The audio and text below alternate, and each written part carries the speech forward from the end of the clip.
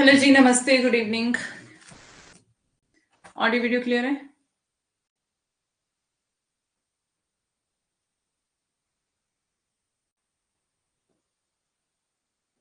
Audio video clear है?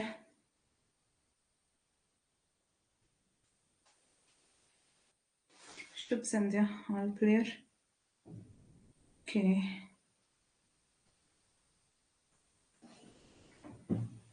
कैसे हैं आप सब? Good evening.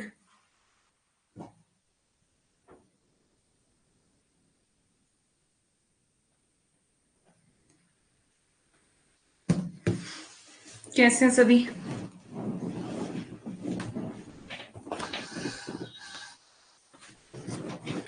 चलें स्टार्ट करते हैं क्लास को।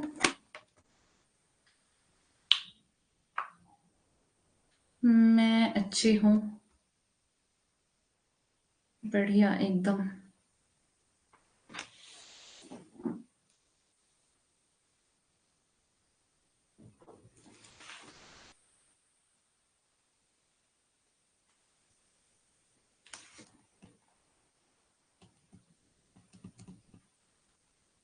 नागार्जुन को कल पढ़ा था।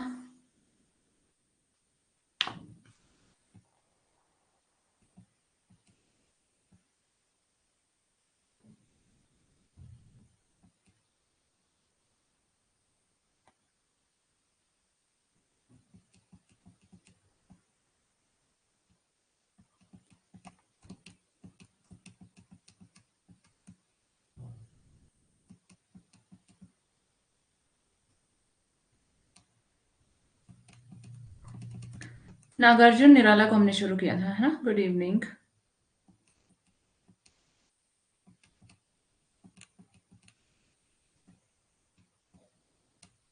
पीडीएफ आपको सारी दे दी थी मैंने।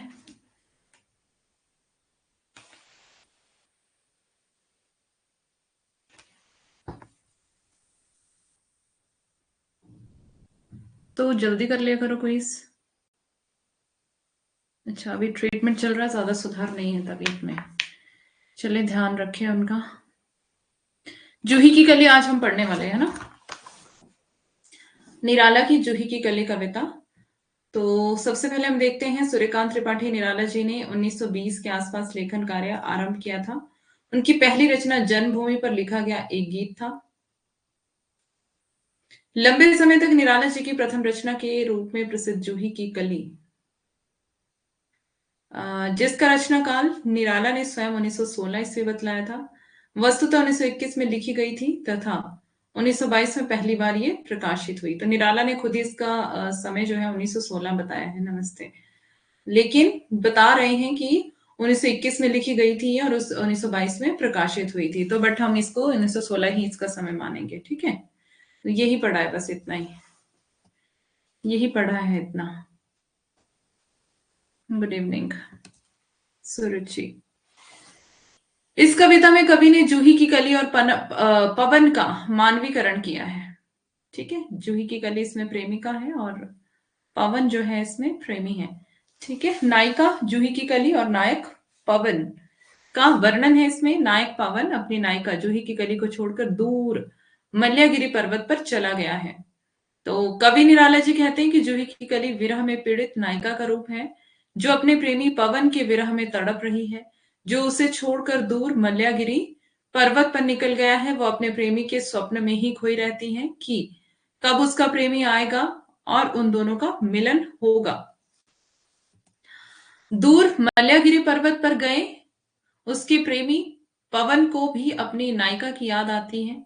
ठीक है, कौन से पर्वत का जिक्र है यहाँ, तो ये आपको याद रखना है। वह अपनी प्रेयसी से मिलने के लिए तड़प उठता है और वह अपनी प्रेयसी जूही की कली से मिलने के लिए चल पड़ता है। जब वह अपनी प्रेयसी के पास पहुंचता है तो उसकी प्रेयसी जूही की कली उसके सपनों में खोई निश्चल आंखें मूंदे पड़ी है। उसे अपने प्रेमी के आने की कोई सुध-बुध नहीं है और वो अपने प्रेमी के स्वागत में नहीं उठती है। इसे देखकर उसके प्रेमी को लगता है कि जूही की कली को उसके आने से कोई हर्ष नहीं हुआ और पवन क्रोधित हो जाता है। ठीक है, ये इसकी स्टोरी है। फिर पवन क्रोधित होकर अपने झोंकों को तेज गति से चलाने लगता है, जिससे जूही की कली के कोमल तन पर आघात लगता है और वह हड़बड़ाकर उठ जाती है। तब अपने सामने अपने प्रेमी पवन को देखकर वह हर्ष से उल्लासित होती है और फिर दोनों प्रेमी प्रेमिकाओं के गिले शिकवे दूर हो जाते हैं। इस प्रकार दोनों का मिलन हो जाता है और दोनों प्रेमी प्रेमिका प्रेम के रंग में डूब जाते हैं। जूही की गली कौन है? प्रेमिका, आई मीन नायिका। नायिका है जूही की गली। और पवन जो है, पवन मतलब हवा, पवन इसका नायक है। ठीक है, तो इतनी सी इसकी ये स्टोरी है पूरी कविता की, मीन्स व्याख्या है इसकी। और इस कविता पर महावीर प्रसाद द्विवेदी ने, महावीर प्रसाद द्विवेदी ने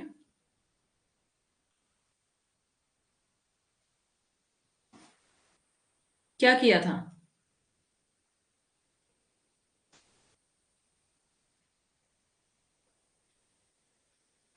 महावीर प्रसाद द्विवेदी जी ने क्या किया था? बताओ जल्दी। सरस्वती में छपने से मना कर दिया था, है ना? सरस्वती में छपने से मना कर दिया था। क्या करके? कौन सा आरोप लगा के?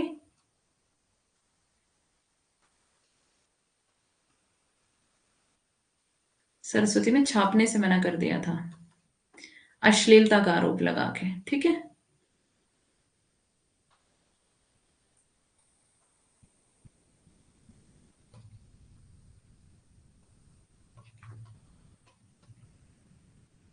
मुक्त छंद में लिखी गई ये पहली कविता थी। क्यों? क्यों मतलब? Good evening Ravindra. क्यों? ये क्यों? कौन से सवाल, कौन से उसके लिए सवाल है? जूही की गली कविता पढ़ते हैं फटाफट। विजन वर्ण वल्लरी पर सोती थी सुहाग भरी स्नेह स्वप्न मग्न, अमल कोमल तनु तरुणी जूही की गली, दृग्बंध किए शिथिल पत्रांक में, वासंती निशा थी विरह मधुर प्रिया संग छोड़, किसी दूर देश में था पवन जिसे कहते हैं मलयानिल, मलयगिरी पर्वत। Good evening.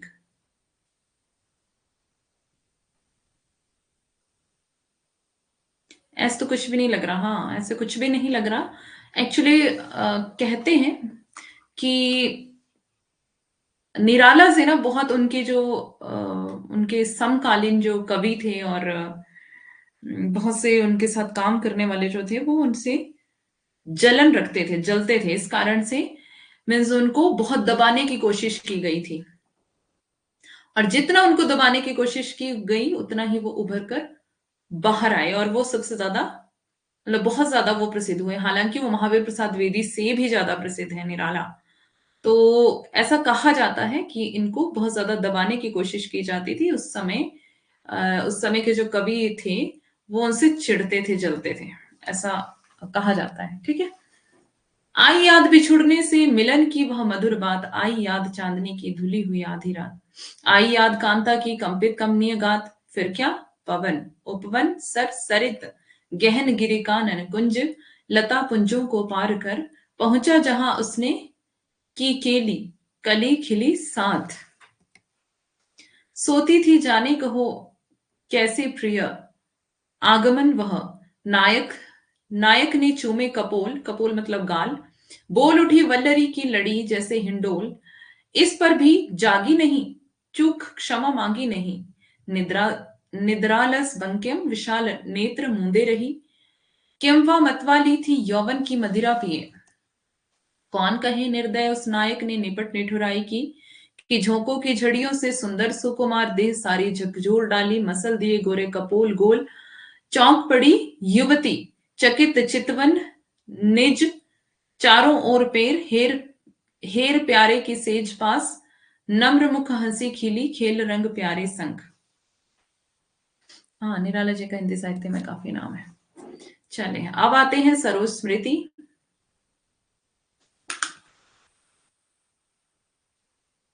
इतने से थे जूही की गली। ठीक है, इसको आप वो पढ़ लेना ध्यान से। ठीक है, पंक्तियां देख लेना। सरोज स्मृति, सरोज स्मृति हिंदी में अपने ढंग का एकमात्र शोक काव्य है। कैसा है?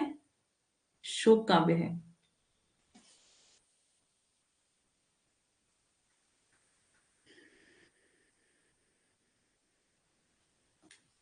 हम्म। कवि निराला द्वारा अपनी पुत्री की मृत्यु पर लिखी इस कविता में करुणा भाव की प्रधानता है। विराग भाव के बीच नीति श्रृंगार और कभी कभी व्यंग्य और हास्य मूलक प्रसंगों को पिरोना इसकी अनोखी विशिष्टता है। यह अपने ढंग की अकेली कविता है जिसमें निराला का अपना जीवन भी आ गया है।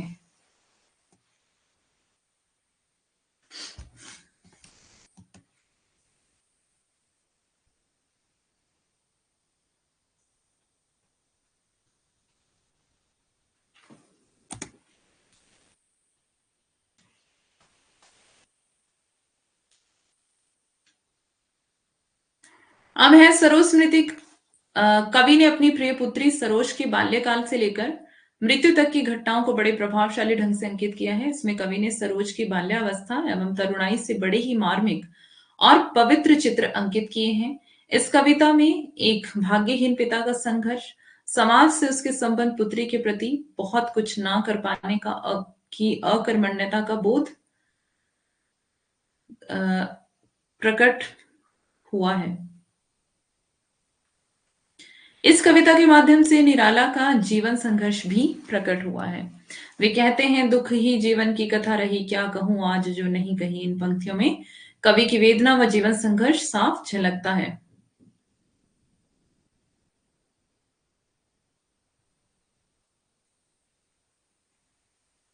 क्या बाज बनो बाज, बाज नहीं मतलब? इसमें कुछ डिफरेंस नहीं लग रहा मुझे।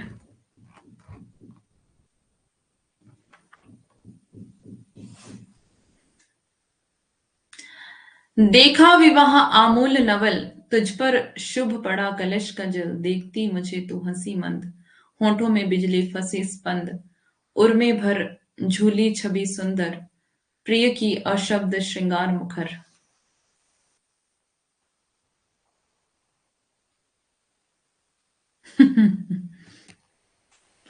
तू खुली एक उच्छ्वास संग, विश्वास स्तब्ध बंध अंग अंग। नत नयनों से आलोक उतर, कांपा अधरों पर थर थर थर। देखा मैंने वह मूर्ति धीती, मेरे वसंत की प्रथम गीति। श्रृंगार रहा जो निराकार, रह कविता में उच्छ्वासित धार।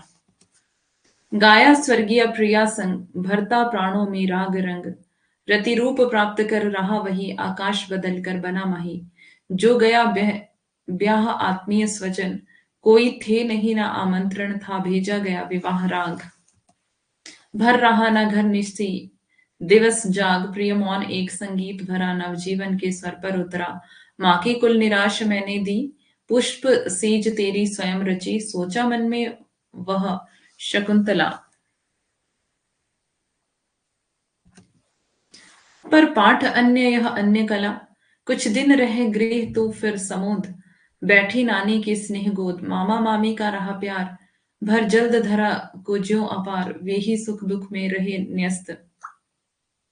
तेरे हित सदा समस्त व्यस्त, वह लता वहीं की जहां कली। तू खिली स्नेह से हिली पली, अंत भी उसी गोद में शरण ली। मूंदे दृगवर महामरण, मुझ भाग्यहीन की तू संबल। युग वर्ष बाद जब हुई विकल, दुख ही जीवन की कथा रही। क्या कहूं आज जो नहीं कही। ठीक है। तो कई बार ये पंक्तियां कंफ्यूज करती हैं राम की शक्ति पूजा से, तो ध्यान रखेंगे। ठीक है। और राम की शक्ति पूजा की कुछ पंक्तियां हैं जो सरोज स्मृति से कंफ्यूज करती हैं, तो पंक्तियां बहुत ध्यान से पढ़ेंगे। हो इसी कर्म पर वज्रपाल, यदि धर्म रहे नत सदा मात। इस पथ पर मेरे कार्य सकल, हो भ्रष्ट शीत के से शतदल। कन्ने गत कर्मों का अर्पण कर, करता मैं तेरा तर्पण। क्या कह रहे हैं यहाँ पर कि अपनी बेटी, मतलब निराला की बेटी का नाम सरोज है, जिसकी असामयिक मृत्यु हो गई थी, मीन्स बहुत छोटी थी वो। कवि दुखी होकर, 18-19 साल की थी शायद। कवि दुखी होकर उसके विवाह के क्षणों को याद करते हुए कहते हैं कि तेरा विवाह बिल्कुल नए रूप से मैंने देखा था। तुझ पर कलश का शुभ्र जल गिराया जा रहा था, तो उस समय मुझे देखते हुए मंद मंद हंस रही थी। तेरे होठों पर बिजली जैसा कंपन था, तेरे हृदय में प्रियतम की सुंदर छवि झूल रही थी, जिसे अभिव्यक्त करना तेरे लिए संभव नहीं था, लेकिन वह तेरे श्रृंगार के माध्यम से अभिव्यक्त हो रहा था। तेरे झुके हुए नेत्रों से प्रकाश फैल रहा था और तेरे होंठ कांप रहे थे, शायद तो कुछ कहना चाहती थी। क्या माँ का अभाव तुझे दर्द दे रहा होगा, है ना? माँ मतलब माँ भी नहीं थी उसके। यदि तुझे देखकर मुझे ऐसा लग रहा था कि मेरे जीवन के सुखद क्षणों का प्रथम गीत तो तू ही थी। निराला को पुत्री के विवाह के समय उसका श्रृंगार उसकी उनकी पत्नी के निराकार स्वरूप सा का स्मरण करा रहा था। पत्नी का वह श्रृंगार ही कविता में अभिव्यक्त हो रहा है। कविता का यह रस मेरे प्राणों में प्रिया के साथ बिताए गए राग रंगों को भर रहा है। वह अत्यंत सुंदर रूप मानो आकाश अर्थात स्वर्गलोक से उतरकर पुत्री के रूप में पृथ्वी पर उतर आया हो। पुत्री का विवाह संपन्न हो गया था, कोई आत्मीय जन भी नहीं था, क्योंकि किसी को निमंत्रण ही नहीं दिया गया था। घर में दिन रात गाए जाने वाले विवाह के गीत भी नहीं गाए गए थे। पुत्री के विवाह की चहल पहल में कोई दिन रात नहीं जागा। अत्यंत साधारण तरीके से उसका विवाह संपन्न हो गया। एक प्यारा सा शांत वातावरण था और इस मौन में ही एक संगीत लहरी थी जो एक नव युगल के नव जीवन में प्रवेश के लिए आवश्यक थी।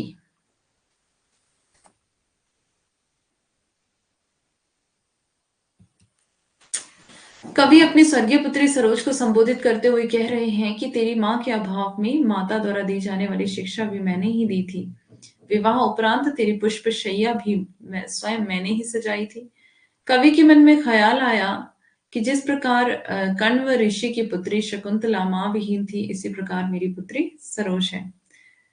कौन सी कविता? सरोज स्मृति,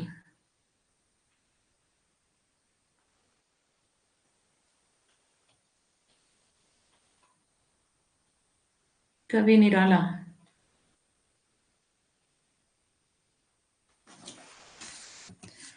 किंतु उस घटना और इस घटना की स्थिति में अंतर है। शकुंतला की माता उसे स्वयं छोड़कर गई थी, किंतु सरोज की मां को असमय ही मौत ने अपने आगोश में ले लिया था। विवाह के कुछ दिन बाद ही तो खुशी के साथ नानी के प्रेममयी गोद पाने के लिए ननिहाल चली गई थी। वहां पर मामा मामी ने तुझ पर प्यार रूपी जल की अपार वर्षा की थी।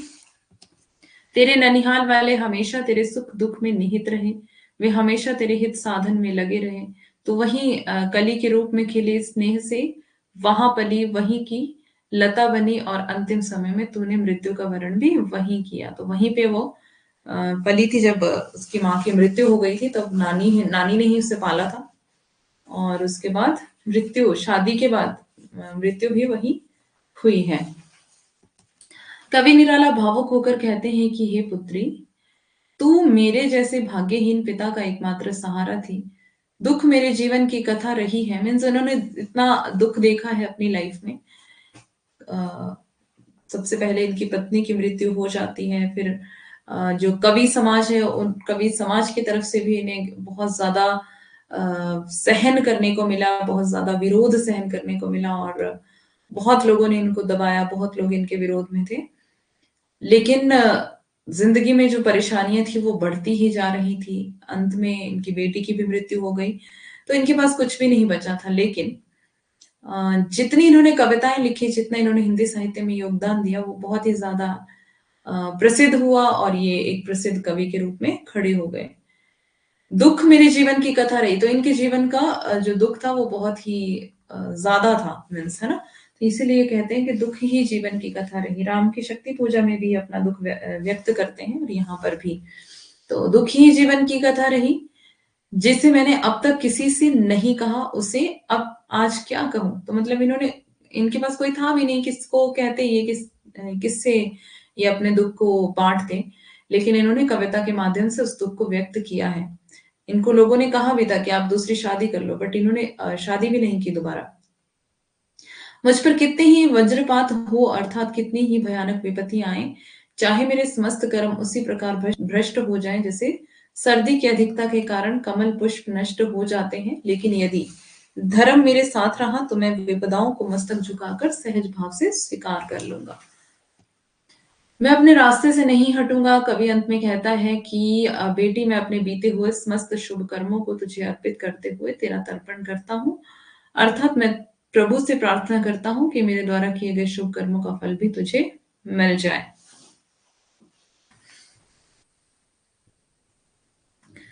धिक जीवन जो पाता ही आया विरोध, धिक साधन जिसके लिए सदा ही किया शोध। कविता के माध्यम से निराला का जीवन संघर्ष प्रस्तुत हुआ है। दुख ही जीवन की कथा रही, क्या कहूं जो आज नहीं कही। पंक्तियों में कवि की वेदना साफ झलकती है। अब ये पूरी कविता नहीं थी, ठीक है, जो उसका लेकिन पूरा वो निचोड़ मैंने आपको बता दिया है।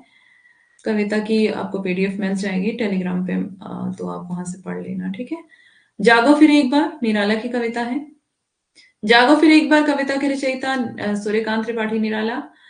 निराला की यह कविता परिमल काव्य संग्रह में संकलित है, परिमल में, जिसका प्रकाशन जो है वो 1930 में है। इस कविता में कवि ने भारत के अतीत का गौरवमय चित्रण किया है। इसी संदर्भ में कवि भारतीयों को जागते रहने का संदेश देते हुए कहते हैं। भारतीयों को क्या संदेश दे रहे हैं? जागते रहने का संदेश दे रहे हैं। और संदेश देते हुए क्या कह रहे हैं? ये जागो फिर एक बार। कविता की पीडीएफ टेलीग्राम पे भेजी है, एक बार और भेज देना ना। जागो फिर एक बार, समर अमर कर प्राण, गान गाए महासिंधु से सिंधु, तद तीरवासी सैंधव तुरंगों पर चतुरंग चमुसंग, सवा सवा लाख पर एक को चढ़ाऊंगा, गोविंद सिंह निज नाम जब कहाऊंगा। किसने सुनाया यह वीर जन मोहन अति दुर्जय संग्राम राग, फाग का खेला रण 12 महीने में, शेरों की मांद में आया है आज स्यार, जागो फिर एक बार। सत श्री अकाल, भाल अनल धक धक धक धक कर जला, भस्म हो गया था काल, तीनों गुण ताप त्रय, अभय हो गए थे तुम, मृत्युंजय व्योमकेश के समान, अमृत संतान तीव्र भेद कर, सप्तावरण मरण लोक शोकाहारी, पहुंचे थे वहां जहां आसान है सहस्त्रसार, जागो फिर एक बार, सिंगनी की गोद में छीनता रे शिशु कौन, मौन भी क्या रहती वह रहते प्राण रे अजान। देख लेना पंक्तियां और कविताएं जितनी भी हैं एक बार ध्यान से पढ़ लेना, ठीक है। सिंगनी की गोद में, गोद से छीनता रे शिशु कौन, है ना, शेरनी से कोई भी उसका बच्चा छीन नहीं सकता है, और वो चुप भी नहीं रहती है। अगर कोई छीन भी ले तो क्या कर लेती है, वो प्राण ले लेती है। एक मेष माता ही रहती है निर्मिमेष, दुर्बल वह छीनती संतान, जब जन्म पर अपने अभिशप्त तप्त आंसू बहाती है, किंतु क्या योग्य जन जीता है, पश्चिम की उक्ति नहीं गीता है स्मरण करो बार बार, जागो फिर एक बार, पशु नहीं वीर तुम, समर शुर क्रूर नहीं, काल चक्र में हो दबे आज तुम राजकुंवर। समर सरताज पर क्या है, सब माया है सब माया है, मुक्त हो सदा ही तुम, बाधा विहीन बंध छंद ज्यों, डूबे आनंद में सच्चिदानंद रूप महामंत्र, ऋषियों का अणुओं परमाणुओं में फेंका हुआ, तुम हो महान, तुम सदा हो महान, है नश्वर यह दीन भाव कायरता, काम परता, ब्रह्मा हो तुम पदरज भर भी नहीं, पूरा यह विश्व भार, जागो फिर एक बार। अब इसकी व्याख्या है, जागो फिर एक बार शेरों की मांग में आया है आज सियार। कविता में कवि भारत के अतीत की गौरव गाथा को स्मरण करते हुए देशवासियों को नई उत्साह और ओजस्विता को अपनाने के लिए प्रेरित करते हैं। वे ऐतिहासिक परिवेश की ओर संकेत करते हुए कहते हैं कि भारत का अतीत बहुत ही गौरवशाली था। हमारे यहाँ के वीर युद्ध क्षेत्र में प्राणों की बाजी लगाकर अमरत्व को प्राप्त हो जाते थे। ऐसे ही वीर योद्धाओं की गौरव गाथा का गुणगान करते हैं। यहाँ के समुद्र के विशाल नदियों और उनके तटों पर रहने वाले लोगों अर्थात सिंधु सभ्यता के लोगों ने भी अनेक बार गाया था। इसलिए जब जब विदेशी आक्रांताओं ने भारत पर आक्रमण किया है, तब तब यहाँ के वीरों ने चतुरंगी सेना के साथ उनका डटकर मुकाबला किया। इसी तरह जब विदेशियों ने आक्रमण किया, तब गुरु गोविंद सिंह ने यह घोषणा की थी कि सवा सवा लाख पर एक को चढ़ाऊंगा, अर्थात जब तक सवा सवा लाख शत्रुओं पर अपने एक वीर को समर्पित नहीं करूंगा, तब तक मैं अपने नाम को सार्थक नहीं मानूंगा। कवि कहते हैं कि वीर लोग इस राग को सुनकर और भी उत्साह से झूमने लगते हैं। इस राग से वीर योद्धाओं में दो गुना शक्ति बढ़ जाती है, अर्थात शत्रु उन पर विजय नहीं पा सकते थे। गुरु गोविंद सिंह और उनके योद्धा 12 महीनों तक खून की होली खेलते थे। आज भी गुरु गोविंद सिंह जैसे शेर हैं, किंतु आज उन शेरों के मान में सियार घुस गया है इन्हें मारने के लिए। हे भारतीय वीरों, अब तुम जागो और सतर्कता के साथ उनसे सामना करो, उनका दमन करो।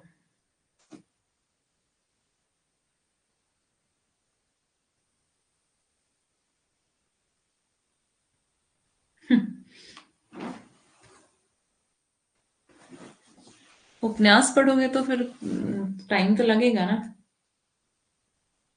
शॉर्ट पीडीएफ कहाँ से मिलती है भाई?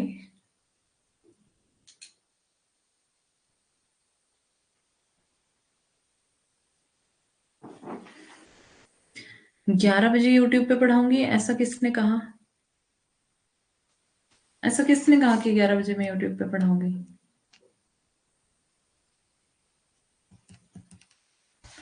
ये पूरी कविता की व्याख्या देख लेना, ठीक है? फ्री क्लास आती है, तो वो तो वही क्लास होती है ना जो आपकी यहाँ पे देखते हो आप, रिकॉर्डेड होती है वो। सूर्यकांत त्रिपाठी निराला, बांधो ना नाव इस ठाव बंधु।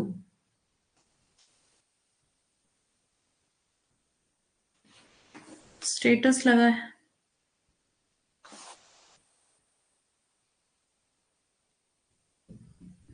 हम्म।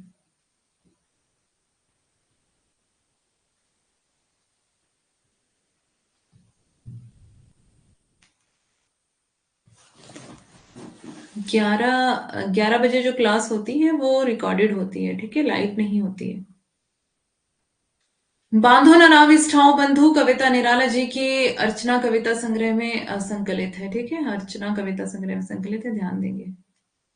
अर्चना का प्रकाशन 1950 में हुआ था। बांधो न नाव इस ठाव बंधु कविता में कवि अ, डलमऊ के पक्के घाट पर गुंबद के नीचे बैठकर अपनी पत्नी को याद करके यह कविता लिखते हैं। कवि नाविक को अपनी नाव उस जगह पर बांधने के लिए मना कर देते हैं जिस घाट पर उनकी पत्नी नहाती थी, जिसे देखकर उनकी आंखें टिकी रह जाती थी। 11 बजे वेट कर रही थी। कवि अपनी प्रेम कहानी को प्रकट करते हैं। कविता में नायक की भावनाओं का चित्रण किया गया है। कवि नायिका के सौंदर्य को याद करते हुए नाविक से कहते हैं, हे बंधु, तुम अपनी नाव को इस ठाम यानी इस जगह पर मत बांधो। अगर तुम अपनी नाव को इस जगह पर बांधोगे तो सारा गांव तुमसे तरह तरह के प्रश्न पूछेगा, इसलिए तुम अपनी नाव को इस ठाव मत बांधो। यह वही घाट है जिस घाट पर मेरी प्रियतमा नहाया करती थी। मेरी आंखें उसे नहाते हुए निहारती रहती थी। हम दोनों यही मिला करते थे। वह हंसते हंसते बहुत कुछ कह देती थी, लेकिन अपने में ही वह रहती थी। वह सभी की सुनती थी, लेकिन किसी को कुछ नहीं कहती थी। वह सभी का अत्याचार भी सहती थी और वह सबको मौका भी देती थी। हे बंधु, हे भाई, तुम इस ठाव अपनी नाव मत बांधो। ठीक है, कविता पढ़ते हैं। बांधो ना नाव इस ठाव बंधु, पूछेगा सारा गांव बंधु। यह घाट वही जिस पर हंसकर वह कभी नहाती थी धंसकर। आंखें रह जाती थी फंसकर, कंपते थे दोनों पांव बंधु। वह हंसी बहुत कुछ कहती थी, फिर भी अपने में रहती थी। सबकी सुनती थी, सहती थी, देती थी सबके दांव बंधु। बांधो ना नाव इस ठाव बंधु। ठीक है, इतनी सी कविता है। अब है रामचरितमानस का उत्तरकांड। अ,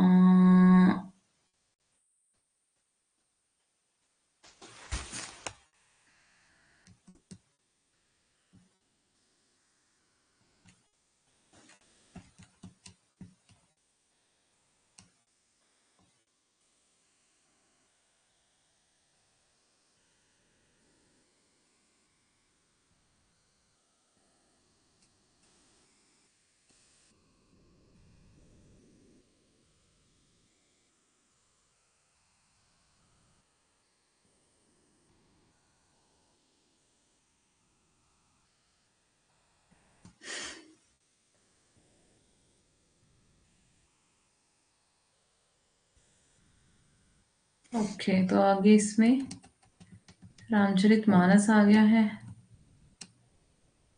और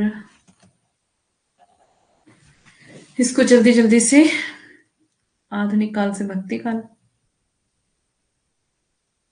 क्विज का टाइम हो सकता है भाई, जल्दी कर लिया करो। उत्तरकांड हमने पढ़ा नहीं था ना कविताओं में, इसलिए मैं इसको फटाफट से जितना हो सकता है अभी की क्लास में उतना मैं इसको करवा देती हूँ फटाफट, है ना। उसके बाद जो बच्चेगा आप इसकी पीडीएफ खुद देख लेना। कल की क्लास में हम पढ़ेंगे निराला की कविता, 2 कविता इनकी बच गई हैं, ठीक है। और उसके बाद हमारी यूनिट 5 खत्म हो जाएगी। कल हम पढ़ने वाले हैं, ये क्या मतलब, निराला की जो कविता है हमारी कौन कौन सी है, असाध्य वीणा कल पढ़ेंगे हम, और प्लस कौन सी, तुलसीदास कहाँ से आ गए।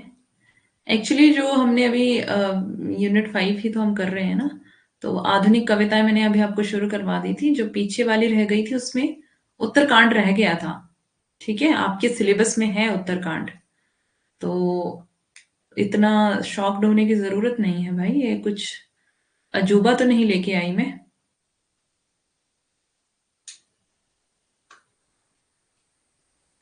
तो कोई बात नहीं, जल्दी से जल्दी स्टार्ट कर लो, ठीक है। असाध्य वीणा और राम की शक्ति पूजा, कल हम ये दोनों कविताएं कंप्लीट करके हम ये यूनिट खत्म करेंगे परसों के लिए, ठीक है।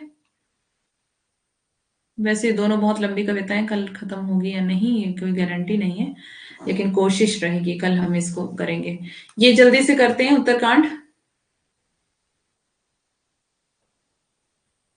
अच्छा, हमने सोचा पीछे का पूरा पढ़ा रहे हैं, इसलिए क्विज नहीं हो रहा। कोई बात नहीं, आज जल्दी कर लेना, 9 बजे कर लेना, 10 के बजाय 9 बजे कर लेना, ठीक है। तुलसीदास भारतीय संस्कृति के प्रतिनिधि कवि हैं। भारतीय संस्कृति को सबसे अधिक प्रभावित करने वाले कवि तुलसीदास हैं। अयोध्या सिंह उपाध्याय हरिऔध ने तुलसीदास जी के संबंध में लिखा है, कविता करके तुलसी ना बसे, कविता पालसी तुलसी की कला, राम को भज अमर ना हुए तुलसी, तुलसी को पा अमर है राम लला। घरानंद बिहारी मीरा, अच्छा वो भी बचे हैं अभी, हे प्रभु। बिहारी तो करवा दिया है मैंने, बिहारी तो करवा दिया था।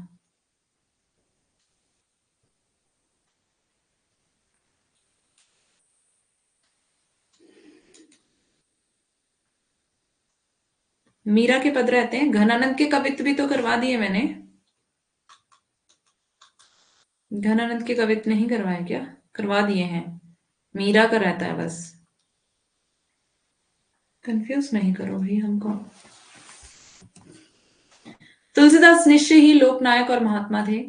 तुलसी का जन्म 1532 ईस्वी में उत्तर प्रदेश के बांदा जिले के राजापुर गांव में हुआ था। बहुत बचा है, डराइए मत। गौरी शंकर द्विवेदी ने सुकवि सरोज में इनका स्थान सोरो बताया है, ठीक है। ये सब मैं आपको पहले पढ़ा चुकी हूँ, है ना, इसको दोबारा पढ़ने की जरूरत है। यूनिट खत्म होने का नाम नहीं ले रही। राम की शक्ति पूजा तो बता दिया मैंने कि उसको कल करेंगे हम, राम की शक्ति पूजा और असाध्य वीणा दोनों हम कल करेंगे, ठीक है। ठीक है, इनके बारे में थोड़ा सा है, तुलसीदास के बारे में ये हम पहले भी पढ़ चुके हैं। यहां से देख लेते हैं, भक्तमाल में नाभादास ने उन्हें कलिकाल का वाल्मीकि कहा है। अगर ये पूछा जाता है आपको कि तुलसीदास को कलिकाल का वाल्मीकि किसने कहा, तो नाभादास ने, ठीक है। इतिहासकार स्मिथ स्मिथ ने उन्हें मुगल काल का सबसे बड़ा व्यक्ति माना है, ये भी पूछा जाता है। जॉर्ज ग्रियर्सन ने बुद्ध देव के बाद भारत का सबसे बड़ा लोकनायक तुलसीदास को कहा है, इंपॉर्टेंट है। अमृतलाल नागर ने मानस का हंस कहा, ये मैं पहले भी करवा चुकी हूँ आपको, ठीक है। तो इसको अभी बार बार करवाने की जरूरत नहीं है, ये सब मैंने आपको करवा दिया है। इनके 5 बड़े ग्रंथ हैं तुलसीदास के, गीतावली और राम गीतावली, गीतावली या राम गीतावली ब्रजभाषा में है 1571 में, रामचरितमानस है अवधि में 1574, राम विनयावली या विनय पत्रिका ब्रजभाषा में है 1582, दोहावली ब्रजभाषा में है 1583। कवितावली को कवित रामायण के नाम से भी जाना जाता है, यह तुलसी जी की अंतिम रचना थी, ब्रजभाषा 1612 में। 7 छोटी रचनाएं हैं इनकी। कृष्ण गीतावली, इसे सूरदास के आग्रह पर लिखा गया था, ब्रजभाषा में है 1571। रामलला नेच्छु अवधि में है 1582। पार्वती मंगल अवधि में है 1582। जानकी मंगल अवधि में है 1582। रामाज्ञा प्रश्नावली अवधि में है और ब्रज मिश्रित भी है 1616। बरवे रामायण यह रहीम दास जी के आग्रह पर लिखी गई थी और अवधि में है 1612 में। वैराग्य संदीपनी जो है वो ब्रजभाषा में 1612। गीतावली या फिर राम गीतावली ब्रजभाषा में है 1571 में। तुलसीदास की पहली रचना है, इसमें 7 सर्ग हैं, ये गीति काव्य है। इसमें पदों की संख्या 328 है। इसमें 21 तरह के रागों का प्रयोग किया गया है। इसमें मंगलाचरण नहीं है। बेनी माधव ने इसे तुलसी की रचना माना है।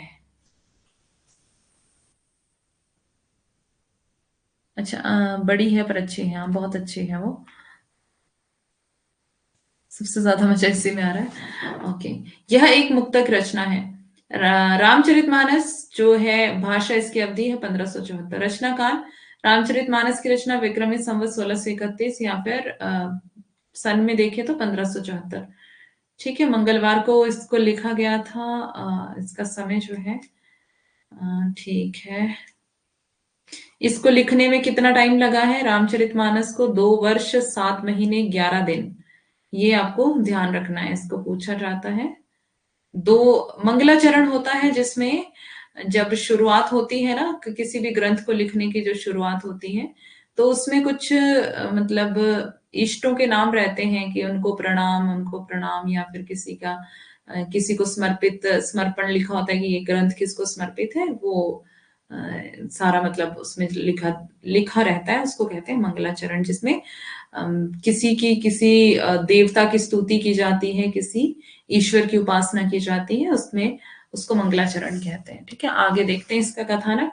इस महाकाव्य में राम के संपूर्ण जीवन चरित्र का वर्णन है। यह महाकाव्य है नागरी प्रचारिणी सभा के द्वारा प्रकाशित। मानस में कुल 27 श्लोक और 4647 चौपाइयां, 1193 दोहे, 87 सोरठे और 214 अन्य, कुल मिलाकर 6168 छंद हैं। काव्य की भाषा साहित्यिक अवधि है। इसमें सभी रसों का चित्रण है। शांत रस की प्रधानता है। इसमें कुल 18 तरह के छंदों का प्रयोग है। रामचरितमानस की शैली की प्रेरणा जयसी के पद्मावत से प्राप्त हुई थी। इसमें कुल 7 सर्ग हैं जिसे कांड कहा गया है। इनका सही क्रम इस प्रकार है। इसका मैंने आपको करवाया था, बाल की अयोध्या ने अरण्य में रावण की सुंदर लंका को उत्तर दिया है ना, इसकी ट्रिक करवाई थी ना बाल की अयोध्या ने।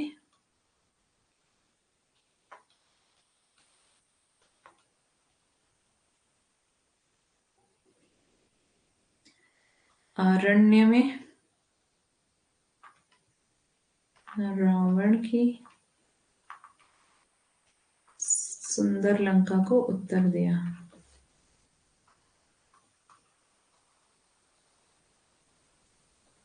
कबीरदास, हाँ जी पढ़ लिया है कबीरदास।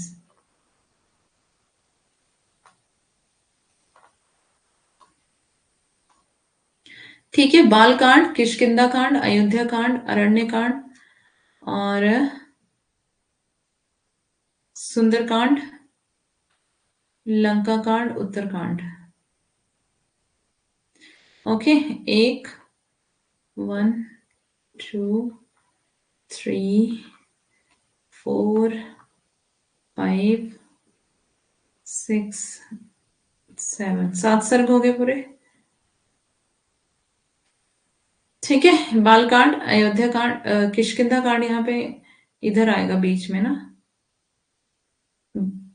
इसकी जो ट्रिक है और इसका जो सीक्वेंस है ये सही है। ठीक है, तो ये वाला नोट करना है यहां से, इसको मत करना नोट।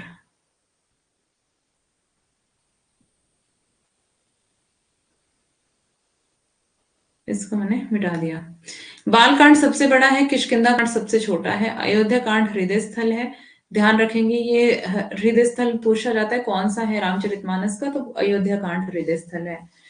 सुंदरकांड जो है वो धार्मिक दृष्टि से सबसे महत्वपूर्ण है और उत्तरकांड में राम राज्य की कल्पना की गई है और तुलसी के दार्शनिक और कलयुग का वर्णन है। ठीक है, तो जो उत्तर है, उत्तर का मतलब कि जो बाद में उत्तर का मतलब बाद होता है ना, तो बाद में होने वाला जो वर्णन है ना, तो उत्तरकांड में राम राज्य की कल्पना की गई है। राम राज्य कैसा होता है? आराम का राज्य। ठीक है। दिनकर की क्या उर्वशी? बहुत कुछ है अभी। तो राम राज्य होता है आराम का राज्य, मीन्स जिसमें शांति हो। रामचरितमानस के वक्ता श्रोता, रामचरितमानस में 4 वक्ता और 4 श्रोता हैं। सबसे पहले काकभुषुंडी ने गरुड़ जी को राम कथा सुनाई, शिव जी ने पार्वती जी को राम कथा सुनाई, याज्ञवल्क्य जी ने भारद्वाज जी को और तुलसी ने संतों के समूह को राम कथा सुनाई। इसके मार्मिक स्थलों को देखते हैं। राम का अयोध्या त्याग कर तपस्वी के भेष में वन गमन, चित्रकूट में राम भरत मिलन, शबरी का आतिथ्य, लक्ष्मण को शक्तिवाण लगने पर राम का विलाप आदि। विनय पत्रिका विनय पत्रिका को राम विनयावली या विनयावली रामायण के नाम से भी जाना जाता है। इसका रचना काल और इसके बारे में कुछ क्या हुआ?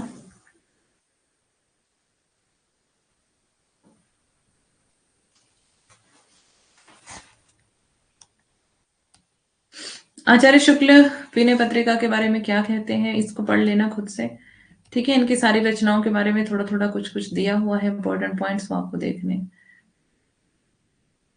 यहाँ पे श्लोक है और ये पूरे इसके दोहे, और इसके साथ आपको अर्थ भी आगे मिल जाएंगे।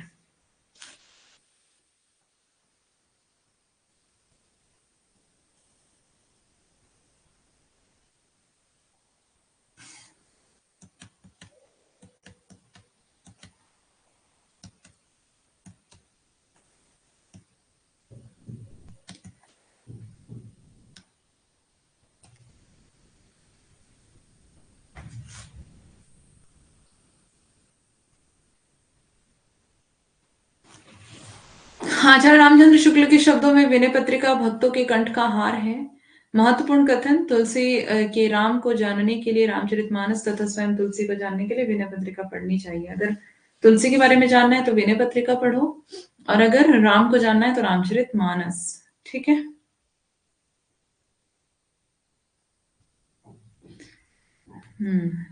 दोहावली का रचना काल 83 है और 573 दोहे हैं इसमें। चातक और पपीहा के माध्यम से प्रेम की अनन्यता का चित्रण किया गया है। एक भरोसो, एक बाल, एक आस विश्वास, एक राम घनश्याम हित, चातक तुलसी दास। साकेत का नाम, हाँ, उर्मिला के बारे में वो तो हो जाएगा शॉर्ट में। कवितावली या कवित रामायण, कवितावली और कवित रामायण के नाम से भी इसको जाना जाता है, कवितावली को। रचना काल इसका 1612 है। तुलसी की अंतिम रचना यही मानी जाती है और कवित्त और सवैया शैली में लिखी गई है। इसकी क्योंकि इसका नाम ही कवितावली है तो कवित्त सवैया शैली में। इसमें कुल छंद और पदों की संख्या 325। भाषा ब्रज है, 7 कांड है, वीर भयानक और रौद्र रस है। इस रचना में अग्निकांड, लंका दहन का व्यापक चित्रण है। इससे प्रतीत होता है कि तुलसी ने बचपन में कोई भयंकर अग्निकांड देखा था। हनुमान चालीसा, संकट मोचन, हनुमान हनुमान नाष्टक, अथ बजरंग बाण और हनुमान बाहुक, ये सभी कवितावली के ही परिशिष्ट माने जाते हैं। और समसामयिक घटनाओं को लेख भी कवितावली में मिलता है। अगर आपको पूछा जाए कि समसामयिक घटनाओं का उल्लेख तुलसी की कौन सी रचना में मिलता है, कवितावली में। समसामयिक का मतलब कि उस समय की घटनाओं का वर्णन। कृष्ण गीतावली का रचना काल 1571 ईस्वी है। ऐसा माना जाता है कि तुलसीदास ने सूरदास जी के आग्रह पर इसकी रचना की थी। इसमें पदों की संख्या 61 है। रामलला नहछू, रामलला नहछू विवाह का एक रस्म होता है जिसमें पैर के नाखून काटे जाने के पारंपरिक संस्कार का वर्णन है। नहछू मंगल विवाह उत्सव पर गाया जाने वाला लोकगीत भी है।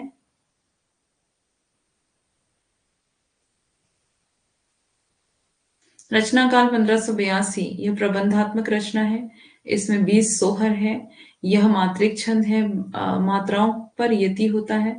इसकी रचना तुलसी ने अवधी और भोजपुरी गीत के अश्लीलता को दूर करने के लिए किया था। पार्वती मंगल, कथा वस्तु इसमें शिव पार्वती के विवाह का वर्णन है। पार्वती मंगल में क्या है? शिव पार्वती के विवाह का वर्णन। रचना काल 1582, इसमें छंदों की संख्या 164 है।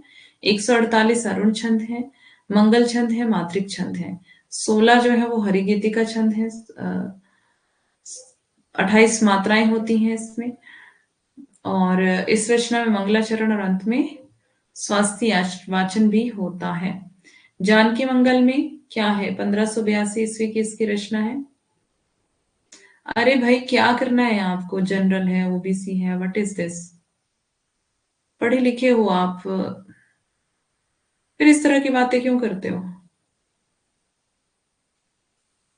इस रचना में तुलसीदास जी ने राम जानकी के विवाह का वर्णन किया है। इसमें राम जानकी के फुलवाड़ी के प्रथम दर्शन का वर्णन है। उसी समय में तुलसी ने मिथिला की यात्रा की थी। इसमें 216 छंद है। इसमें 192 अरुण या मंगल छंद है।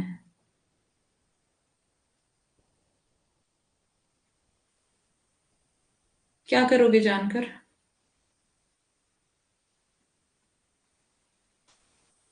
ऐसे कौन पूछता है आप जनरल हो, ओबीसी हो? हम्म। पढ़े लिखे बच्चों को ऐसे सवाल नहीं पूछने चाहिए, ठीक है? और जान के अब करोगे भी क्या? क्या करोगे जानकर? कोई मेडल थोड़ी मिल जाएगा। बिल्कुल इस तरह की बातें मत किया करो, आप पढ़े लिखे बच्चे हो। थोड़ा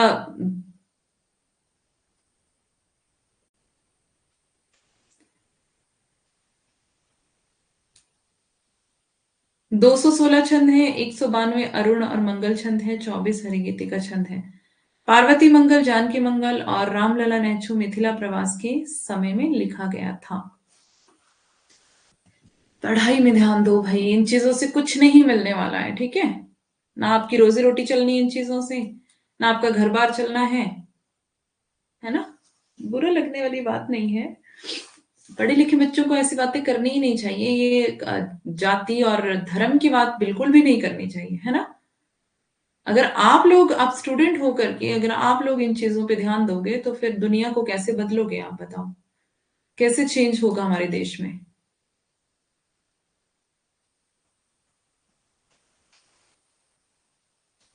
अभी आप स्टूडेंट हो, कल को आप टीचर बनोगे, अगर आपके अंदर ये बातें होंगी तो कैसे आप सिखा पाओगे बच्चों को? नहीं सिखा सकते, है ना? तो इसलिए समझदार बनो, ठीक है? रामाज्ञ प्रश्नावली, रचना काल 1612। इसे दोहावली रामायण के नाम से भी जाना जाता है। इसमें रामचरितमानस के ही दोहा छंद है। इसमें कुल पदों की संख्या 343 है। इसमें 7 यानी कि सप्तक हैं या फिर सर्ग हैं, ठीक है?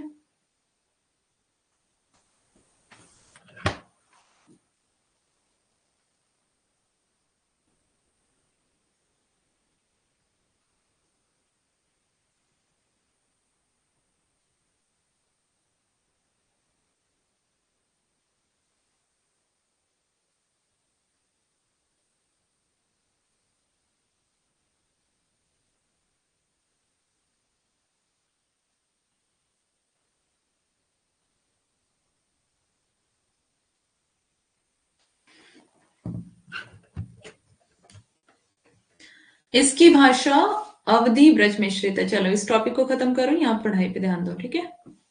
इसमें प्रत्येक सप्तक में 7 पद हैं और भाषा इसकी अवधि है, ब्रज मिश्रित है। बरवे रामायण यह अब्दुल रहीम खान खाना के आग्रह पर लिखी गई थी। रचना काल 1612 ईस्वी है। 69 बरवे छंद है। इसमें 12 प्लस 7 मात्राओं पर यति और अंत में जगन शुभ है। इसमें कुल 7 सर्ग हैं। इसमें मंगलाचरण नहीं है। वैराग्य संदीपनी 1612, इसमें छंदों की संख्या 62 है। इसमें छंद दोहा, चौपाई और सोरठा है। इसमें संसार से विरक्ति, संतों की महिमा और स्वभाव का वर्णन है, ठीक है? वैराग्य संदीपनी में क्या क्या है? संसार से विरक्ति, संतों की महिमा और स्वभाव का वर्णन। रामचरितमानस सप्तम सोपान उत्तरकांड, सप्तम सोपान उत्तरकांड, ठीक है? तो यहाँ पर जो ये इसको कहते हैं मंगलाचरण, यहाँ से ये शुरू होता है, ठीक है? अब ये आप खुद से पढ़ लेना इसको आगे, ये मैं नहीं पढ़ाने वाली आपको। ठीक है, कल की क्लास में हम जो पढ़ेंगे वो है, आपको बता ही दिया है मैंने, जूही की, सॉरी जूही के लिए तो आज पढ़ लिया।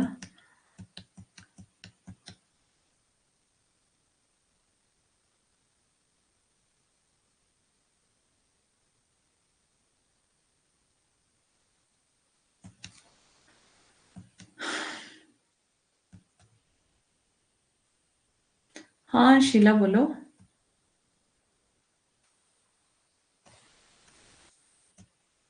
सुन रही हूँ, सुनाओ।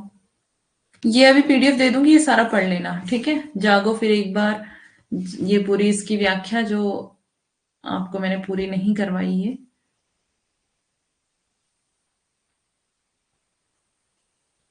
झूठा सच का पीडीएफ ऐप पर चाहिए। आई विल ट्राई, भेजने की कोशिश करूंगी।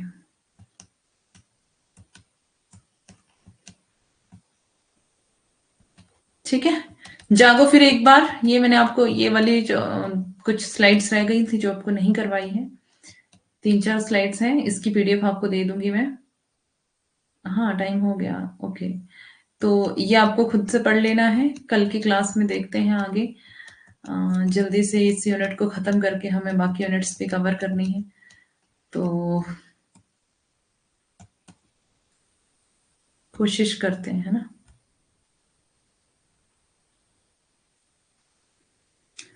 9 बजे क्विज में आ जाना सभी, ठीक है। 9 PM क्विज है और सभी क्विज करने के लिए आ जाना 9 PM। ओके, किसी और को कुछ पूछना है? शीला को नींद आ रही है? किसी को कुछ पूछना है? गर्मी से सेलफोन हीट हो जा रहा है और हमारे यहाँ पे ठंड बहुत है। ऐप में क्या मतलब? ऐप में क्या, व्हाट? Okay, most welcome. अच्छा, क्विज क्विज आपका टेलीग्राम पे होगा। Net set Hindi colour form, है ना, ऐसे करके शायद चैनल का नाम है, चेक कर लो।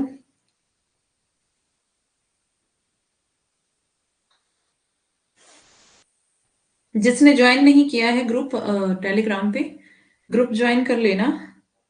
और 9 बजे क्विज है तो क्विज में आ जाना,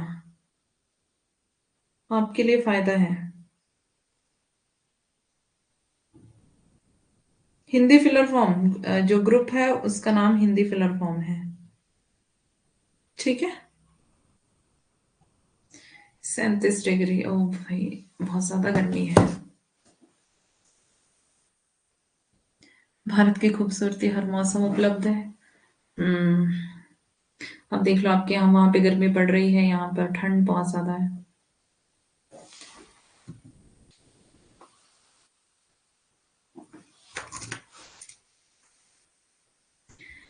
चले, हिंदी फिलर फॉर्म ज्वाइन कर लेना जिसने नहीं किया है। कैसे करना है? टेलीग्राम डाउनलोड करना है और सर्च बार में टेलीग्राम ग्रुप नेम, हाँ Hindi filler form, Hindi filler form के नाम से। आपके तो मजे मजे है। अच्छा, मैं सोचती हूँ आप लोगों के मैं मजे तो आपके भी नहीं है, इतने ज्यादा टेम्परेचर में तो नहीं मजे होंगे, मतलब नॉर्मल होना चाहिए, ठीक होना चाहिए। थोड़ी सी गर्मी हो, बहुत ज्यादा ना हो। 43-40 तो बहुत ज्यादा है ना। मई में जाता है, अभी तो शुरुआत है ना, यहाँ पे तो शुरुआत भी नहीं हुई अभी। तो मतलब इतना सा होना चाहिए कि फैन में चल जाए काम।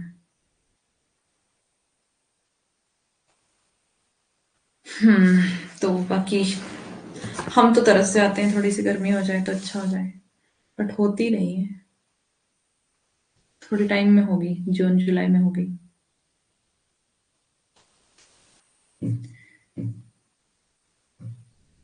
लाइट भी नहीं होती है, ओ 5-6 दिन के लिए, तब तो बहुत ज्यादा प्रॉब्लम हो जाती है। हम्म। आप आपका घर बहुत दूर है ना? काश मैं भी शिमला में रहती। आ जाओ, शिमला आ जाओ मेघा। आप तो फ्री हो आजकल, है ना? गर्मी सही है, हाँ सच में। गर्मी सही होती है। मीन्स सेहत के लिए अच्छी है गर्मी। ठंड उतनी ज्यादा अच्छी नहीं होती है। 40 भी हो जाता, ओ। हाँ मैं शिमला में हूँ।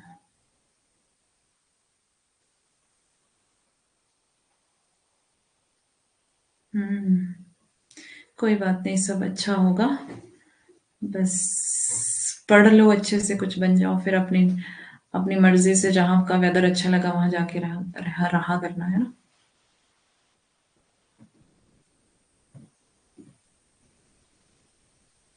एक बार आएंगे, चलो आना जरूर। हम्म।